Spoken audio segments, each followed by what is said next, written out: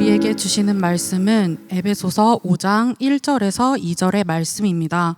제가 보는 성경으로 신약 315쪽입니다.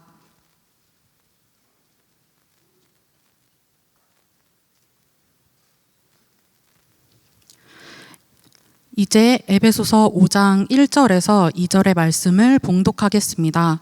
다 함께 일어나셔서 하나님의 말씀을 경청하시기 바랍니다. 그러므로 사랑을 받는 자녀같이 너희는 하나님을 본받는 자가 되고 그리스도께서 너희를 사랑하신 것 같이 너희도 사랑 가운데서 행하라. 그는 우리를 위하여 자신을 버리사 향기로운 제물과 희생 제물로 하나님께 드리셨느니라. 올해 우리 청년부 주제가 사랑을 받는 자녀같이라는 주제로 올 한 해를 달려갈 겁니다. 제가 이 주제로 지난주에도 설교했고 오늘도 또 다시 한 번 더 이야기할 거고 그리고 또 한 번 더 이야기할 겁니다. 1월은 계속 올 한 해 주제의 말씀 에베소서 5장 1절에서 2절까지의 말씀 가운데 있는 하나님이 우리를 향하신 메시지가 어떤 것인지 나누고 2월부터는 다른 부분으로 더 세세하게 나누려고 합니다. 우리 지난주에 사랑받는 자녀같이라는 부분에서 나는 사랑받는 존재인 것에 대해서 제가 나눴습니다. 여러분, 사랑받는 자녀같이라는 이 말에 가장 중요한 말, 오늘 강조하려고 하는 말은 자녀라는 말입니다. 여러분은 하나님의 자녀입니다. 자녀가 되었습니다. 성경은 자녀가 되도록 노력해라 라고 우리에게 요구하지 않습니다. 너는 하나님의 자녀가 되었다라고 선언하고 있습니다. 그리고 그 가운데 우리가 행해야 되는 것은 그 다음이다라고 성경은 이야기하고 있는 것이죠. 여러분, 이것을 헷갈려 하시면 안 됩니다. 우리는 자녀가 되려고 노력하고 애쓰고 무엇인가를 하는 사람들이 아니라 자녀가 된 우리가 어떻게 살아가야 되는지에 대한 고민과 삶의 실천이 있어야 되는 것입니다. 오늘 말씀에서는 그 실천이 첫 번째로 하나님을 본받는 자가 되고라고 이야기하죠. 여기에서 되고라는 헬라어에 속하는 단어는 기네스데라는 단어입니다. 기네스데라는 단어는 현재형이고 그리고 명령형입니다. 무슨 말이냐 하면 다시 풀면 되고라는 단어보다는 되어라 라고 하는 말이 더 정확한 번역입니다. 그러니까 하나님을 본받는 자가 되어라 라고 우리에게 촉구하고 있고 요구하고 있고 명령하고 있음을 여러분 아셔야 합니다. 이미 자녀가 된 우리에게 하나님께서 하나님을 본받는 자녀가 되어라 라고 명령하고 있습니다. 왜 명령을 하고 있을까요? 이미 자녀인데. 이미 자녀가 되었다라고 선언했음에도 불구하고 너는 하나님을 본받는 자가 되어라 라고 우리에게 요구하면서 명령하고 있습니다. 사랑하는 청년 여러분, 이것이 신앙생활입니다. 우리가 이야기하는 신앙생활은 여기서부터 시작하기 때문입니다. 우리는 자녀가 된 것으로 끝나는 사람들이 아닙니다. 나는 자녀가 되었으니 되었다. 이제 천국 들어가는구나. 됐다. 이제 무엇이든지 해도 되겠다라는 것이 아니라 성경이 이야기하는 우리가 받은 구원, 우리가 자녀가 되었다라는 그 의미가 어떤 것인지 바울은 천천히 우리에게 한 번 더 풀어서 설명하고 있는 것입니다. 그래서 자녀가 된 선언 다음에 너희가 하나님을 본받는 자가 되어라고 요구하고 계신 것이죠. 여러분, 아직 우리 청년들 중에 아직 하나님이 계신지 그리고 하나님이 나와 무슨 관계가 있는지 잘 모르겠고 아니면 이제 조금씩 예배가 익숙해져 가고 교회에 나오는 것, 이 분위기가 알아가는 초신자들도 있을 겁니다. 많지는 않겠지만 우리 교회에 감사하게도 초신자들이 옵니다. 초신자들이 와서 교회에 나오고 셀 모임에도 참석하는 걸로 제가 알고 있습니다. 그런 분들에게는 이 말씀이 어쩜 아직 나는 예수님의 자녀가 되는 것, 그것 자체가 시작도 하지 않았기 때문에 잘 모를 수 있다라고 생각합니다. 그래서 그러면 이 말씀은 나에게 그렇게 속한 말씀은 아니구나라고 생각하면 안 됩니다. 나는 아니구나라고 생각하면 안 됩니다. 간절히 제가 바라기는, 그리고 기도하기는, 하나님을 아직 잘 모르는 우리 청년들 있다면 하나님이 생명이심을, 하나님이 우리의 삶의 이유이심을, 하나님이 이 시간에 각 사람에게 은혜를 부으시고 하늘을 여시고 하나님이 어떤 분이신지 깨닫게 하여 주셔서 내 삶의 구주 되시고 나의 삶의 이유 되시고 나의 생명이 되시는 것이 어떤 것인지, 사람이 사는 것이, 진짜 삶을 살아가는 것이 어떤 것인지 아는 삶으로 나아가기를 간절히 바랍니다. 어쩜 반대로 이미 나는 하나님의 자녀가 되었다라고 아는 사람들, 그래서 신앙생활이라는 걸 해오고 있는 사람들이 우리 중엔 대부분입니다. 어떤 사람은 모태신앙이어서, 저도 모태신앙입니다. 모태 때부터 나는 하나님의 자녀입니다. 목사님, 저는 유아 세례를 받았습니다. 그래서 어렸을 때부터 그냥 하나님의 자녀로 자랐습니다 라는 사람들도 있을 수 있지요. 그런데 아까 제가 이야기한 것처럼 자녀가 된 것으로 끝나는 것이 아니라고 했습니다. 우리는 자녀가 된 후의 삶을 성경은 오늘 이야기하고 있는 것이죠. 하나님을 본받는 자가 되어라라고 우리에게 명령하고 있음을 유의하셔서 보셔야 합니다. 말씀을 볼 때마다 우리가 집중해야 되는 것은, 오늘 말씀이 우리에게 촉구하고 있는 것은 내가 자녀가 된 그 순간부터 우리에게 요구되는 삶이 있다라는 것입니다. 신앙생활을 하나님을 알아가는 것이다 라고 제가 이야기했고, 하나님을 본받아가는 것이 신앙생활이다 라고 이야기했습니다. 여기서 본받는 자라고 하는 헬라어 단어인 미네타이라는 단어는 미모스라는 단어에서 유래된 모방자라는 뜻입니다. 쉽게 해서 흉내내는 것이죠. 따라하는 것입니다. 누구를요? 하나님을 따라하는 겁니다. 하나님을 따라하는 사람이 되어라 라고 이야기하는 겁니다. 언뜻 우리가 피부에 잘 와닿지 않습니다.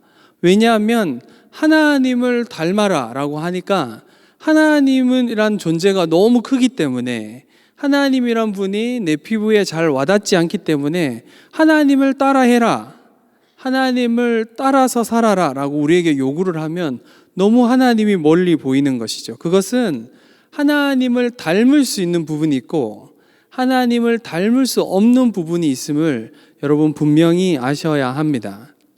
하나님을 닮을 수 없는 부분은 어떤 부분입니까? 하나님의 전능하심이죠. 그건 우리가 닮아갈 수 없습니다. 따라할 수 없죠.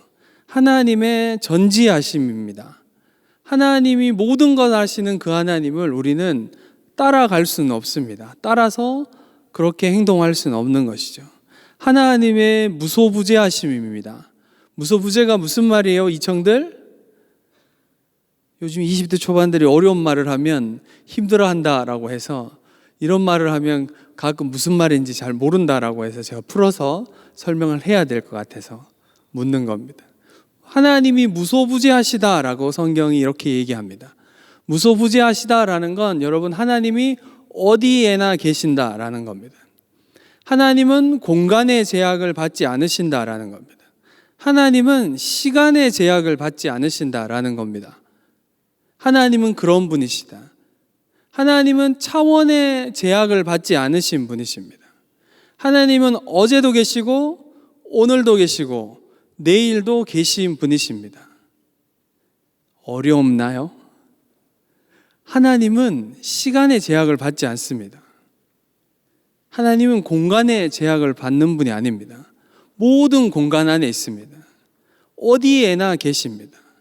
성경은 그것을 하나님이 온 땅에 충만하시다 라고 표현합니다. 하나님이 어디에나 계십니다. 하나님이 여러분이 기뻐하는 자리에도 계시고 여러분이 죄 짓는 그 자리에도 하나님이 어디에나 계십니다. 하나님의 이런 성품, 하나님의 성품이라기보다는 하나님의 특성이라고 이야기하는 이런 부분은 우리가 닮아갈 수 없는 부분입니다. 그러면 바울은 오늘 말씀을 통해서 우리에게 촉구하며 요구하며 명령하고 있는 하나님을 본받는 자가 되어라 라고 하는 부분은 어떤 부분일까요?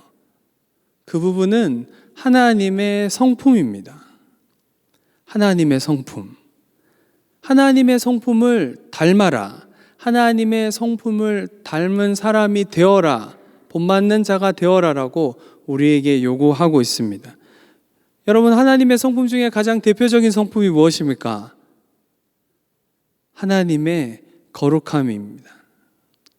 구약의 하나님은 이스라엘에게 끊임없이 말씀하십니다. 내가 거룩하니 너희도 거룩하여라. 이스라엘 백성이 거룩할 수 없는데 하나님이 요구하시는 거면 너무 부당한 거잖아요. 우리가 거룩한 삶으로 나아갈 수가 없는데 하나님이 계속 우리에게 요구하시는 건 할 수 없는 걸 요구하시는 거잖아요.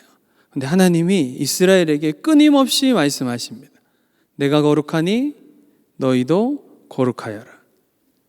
하나님의 성품 또 무엇이 있습니까? 여러분 잘 아는 하나님의 신실하심이죠. 하나님은 한 번 약속하신 것을 지키시는 하나님, 신실하신 그 하나님, 변하지 않으시는 하나님, 그것이 하나님의 성품입니다. 이 밖에도 성경을 여러분 살펴보면 하나님의 성품이 드러난 구절이 생각보다, 여러분이 생각하는 것보다 훨씬 많습니다. 우리가 하나님을 닮아가야 되는 영역들이 그렇게 많은 것입니다. 이렇게 이야기를 하더라도 아마 어떤 청년들은 목사님 대단히 오늘 말씀이 부담스럽군요. 하나님을 자꾸 본받으라, 하나님을 닮아라 라고 자꾸 이야기하면 왠지 나는 너무 멀기 때문에, 하나님과 나 사이가 너무 멀리 보여서 내 삶이 하나님을 닮아간다라는 요구 자체가 부담으로 다가올 수도 있습니다. 만약에 여러분 마음 안에 그런 부담이 생겼다면 오늘 저의 설교는 반은 성공한 겁니다. 부담을 드리는 게 제가 잘하는 거기도 하고, 오늘 설교를 하면서 여러분, 나는 하나님을 닮고 싶은데 아직 나는 부족하구나라는 부담이 생겨야 그 다음으로 갈 수 있기 때문입니다.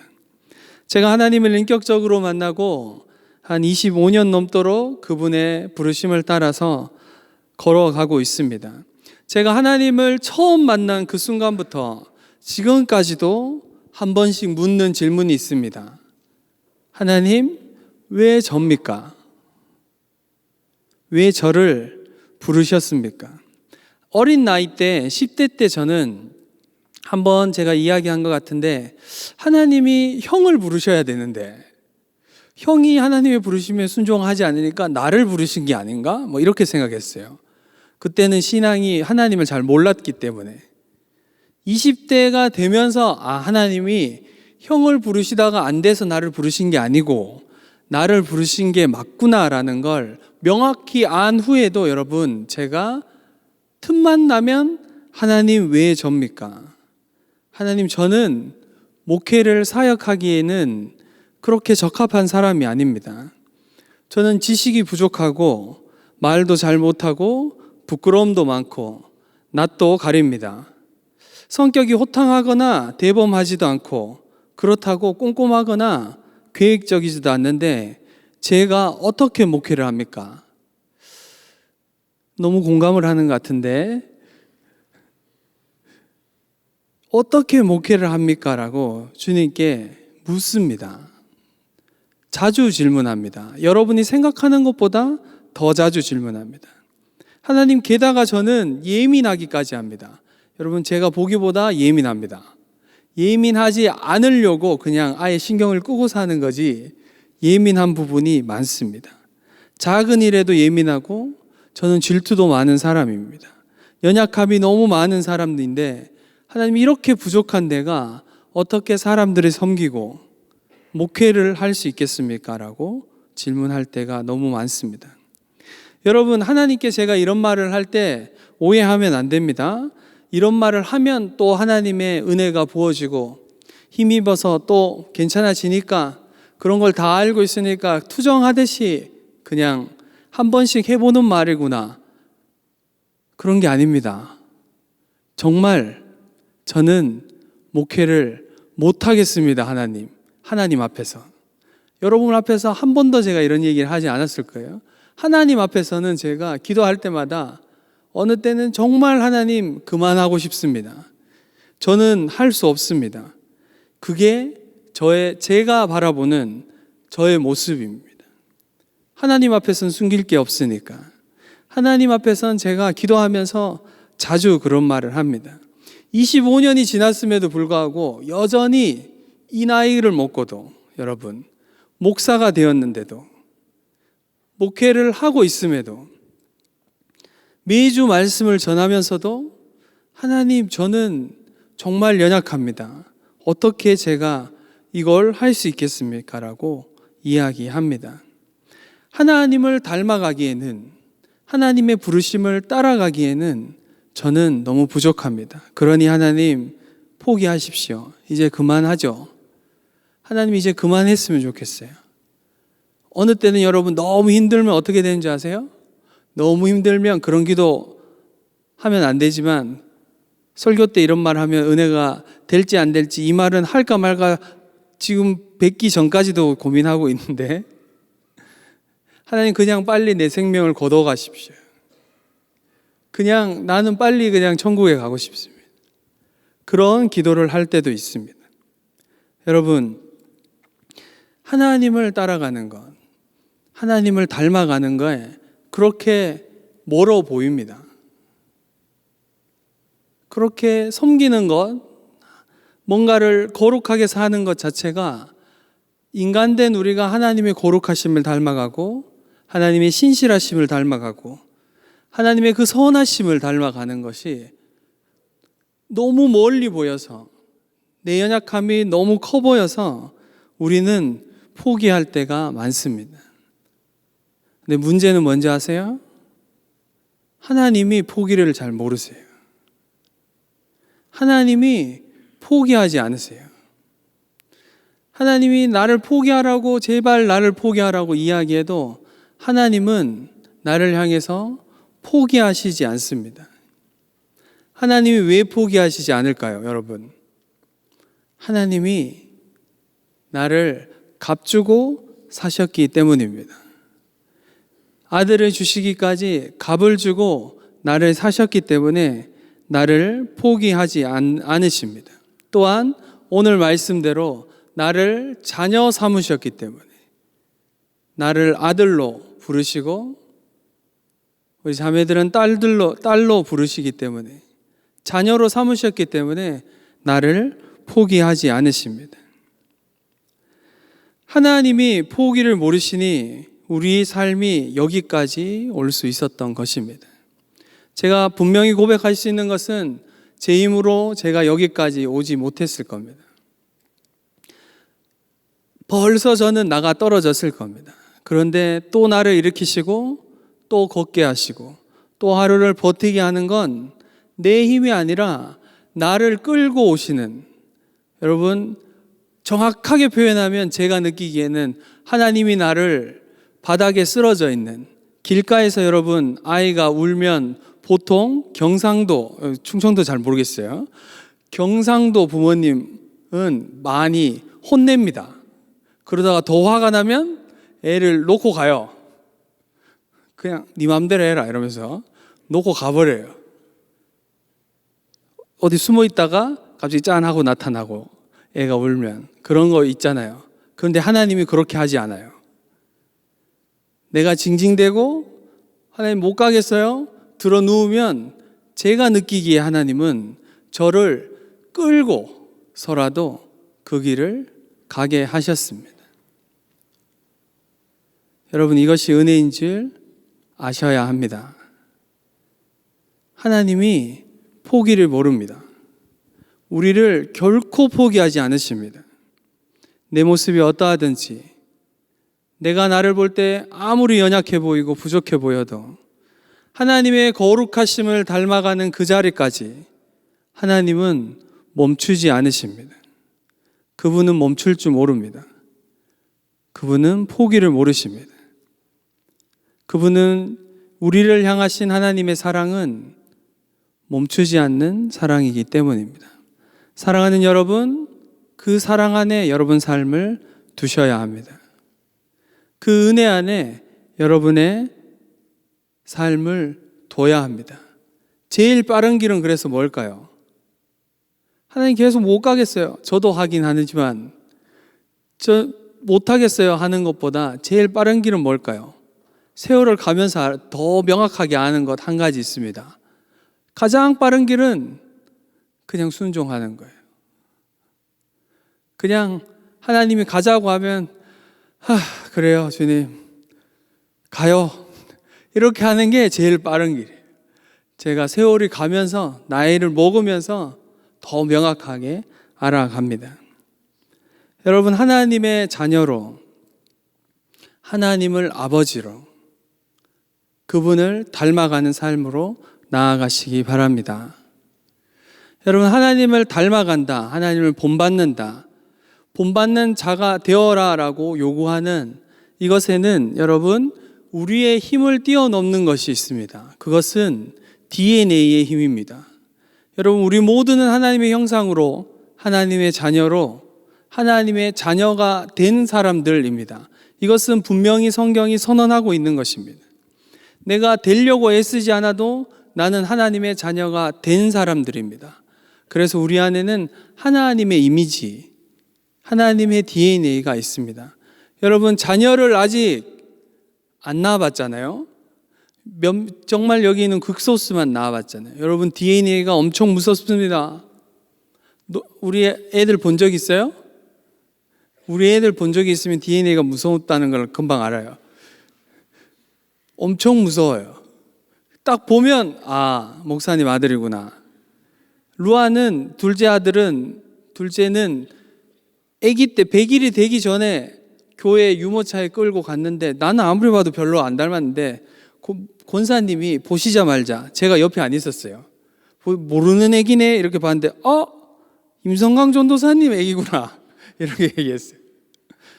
여러분, DNA가 무섭습니다. 저는 한 번도 보여주지 않은 자세를 딸이 따라 하더라고요. 자세한 건 이야기해 주지 못하겠습니다. 제가 한 번도 보여주지 않았는데 똑같이 따라합니다. 그것이 DNA의 힘입니다. 여러분 모두는 부모님을 닮습니다. 이 말이 어떤 분들에게는 어려움일 수도 있습니다. 그러나 저는 사실을 이야기하는 겁니다. 그리고 여러분 자녀는 여러분을 닮을 겁니다. 여러분, 이것은 또 어떤 의미에서 대단히 무서운 의미이죠. 그런데 분명한 건 우리 모두는 하나님이라는 부모님, 아버지라고 부르는 우리 아버지를 닮습니다. 그것은 나의 의지와 상관없이 하나님을 닮아가도록 나를 이끌어 가시는 DNA와 같이 내 안에 심어 놓으신 하나님의 이미지가 나를 그렇게 끌고 갑니다. 닮아가도록 여러분을 계속해서 내 안에 있지 않는, 나로부터 나오지 않는 하나님을 닮고 싶은 열정이, 나는 하나님을 닮을 만한 어떤 것도 없는데 그런데 하나님을 닮고 싶은, 그분을 따라가고 싶은, 내가 나의 모습을 볼 때마다 나는 연약하지만, 나는 부족하지만 그분을 닮아가고 싶은 열정을 하나님이 여러분 안에, 자녀된 여러분 안에 심어 놓으셨습니다. 그래서 우리는 하나님을 닮아갈 것입니다. 이것은 우리의 생명이 다하는 날까지 이 땅에서 하나님을 닮아가며 그분을 본받는 자 되어가는 것입니다. 사랑하는 청년 여러분, 오늘 말씀을 들으면서 어떤 사람은 부담이 되고 어떤 사람은 오랫동안 잊어버렸던 하나님을 닮는 것에 대한, 하나님을 알아가는 것에 대한 열정을 하나님이 다시 한번 회복하기를 바랍니다. 여러분 모두는 하나님을 본받는 자가 되어야 합니다. 그분의 거룩하심을, 그분의 신실하심을, 그분의 선하심을, 그분의 인자하심을 매일매일 닮아가는 삶으로 나아가야 합니다.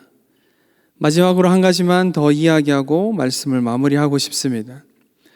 하나님의 거룩하심을 닮아라 라고 우리에게 성경이 요구할 때 그분의 성품을 닮아간다 라고 이야기했는데, 그 중에 가장 대표적인 성품인 하나님의 거룩하심을 닮아라, 너희가 본받아야 된다, 닮아가야 된다 라고 할 때, 여러분 이것은 구체적인 삶을 여러분 드려야 된다라고 우리에게 요구하고 있는 것입니다.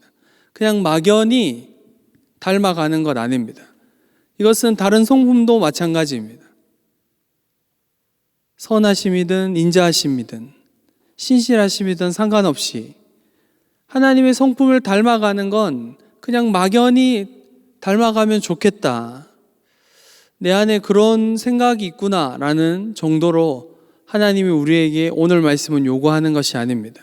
오늘 말씀 앞에 있는 4장에 나와 있는 하나님의 본받는 삶에 대해서 언급하고, 바울은 이후에 5장 3절부터 이어지는 빛의 자녀처럼 행하는 삶에 대해서 언급하고 있음을 유념하시기 바랍니다.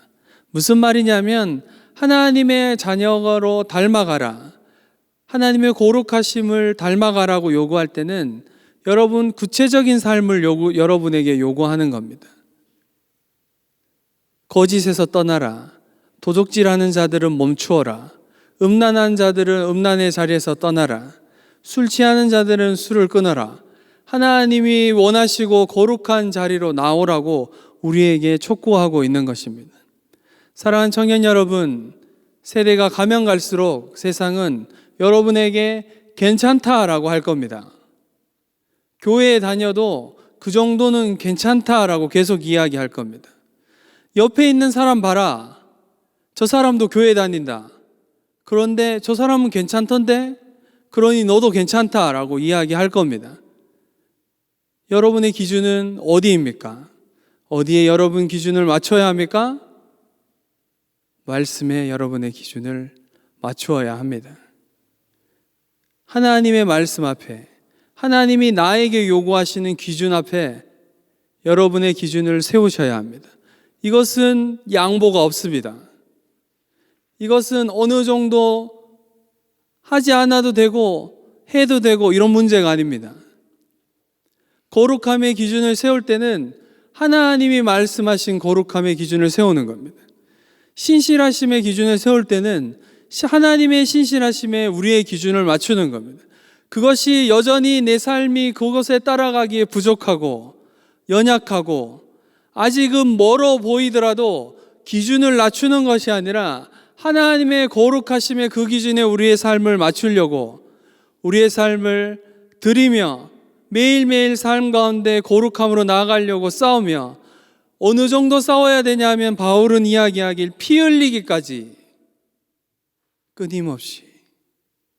끊임없이 하나님의 거룩하심으로 나아가도록 여러분 싸워내셔야 합니다. 사랑하는 청년 여러분, 우리는 또 오늘 예배를 드리고 하나님의 은혜 안에 머물고 사랑하는 형제 자매들과 교제를 하며 또 일주일의 삶의 자리로 나아갈 겁니다. 제가 간절히 바라기는 우리 청년들의 일주일의 삶이 지난주에 얘기했던 것처럼 쳇바퀴 도는 삶을, 그런 삶에서 넘어서서 하나님의 거룩하심으로 나아가는, 사랑받는 자녀임을 알아서 거룩하신 아버지를 닮아가기 위해 내 삶을 거룩함에 드리며 거룩함 가운데 내 삶의 기준을 삼고 그곳에 머물며 그분을 닮아가는 삶으로, 그래서 일주일 후에 예배를 드릴 때는 거룩하신 하나님이 내 삶에 베푸신 은혜와 간증을 나누는 그 자리까지 나아가길 바랍니다.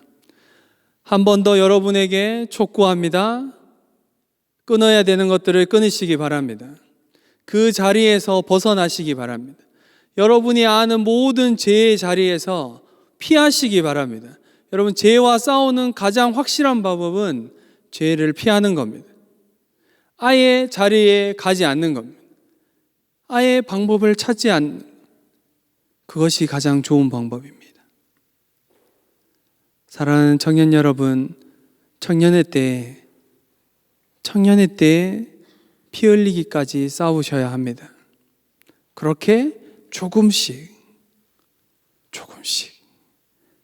하루가 가고 일주일이 가고 한 달이 가고 1년이 가면 조금씩 내 삶을 다루어 가시는 거룩함의 자리로, 조금씩 내 삶이 거룩함의 자리로 나아가고 있는 여러분을 발견하게 될 것입니다.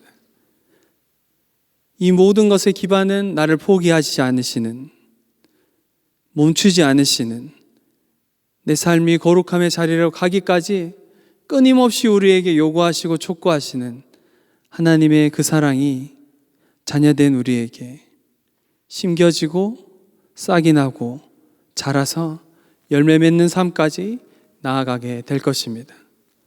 그 자리까지 나아가는 우리 모든 청년들 되기를 간절히 바랍니다.